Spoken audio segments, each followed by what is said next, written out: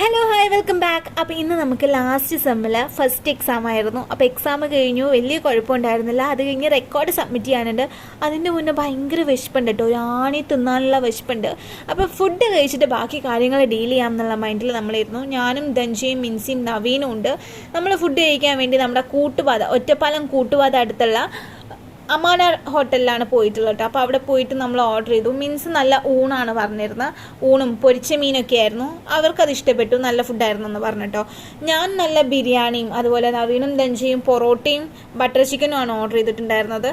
Biryani is average, എനിക്ക് അറിഞ്ഞൂടാ. ഞാൻ ഫസ്റ്റ് ടൈമാണ് അമാനിൽ നിന്ന് ഫുഡ് കഴിക്കുന്നത്.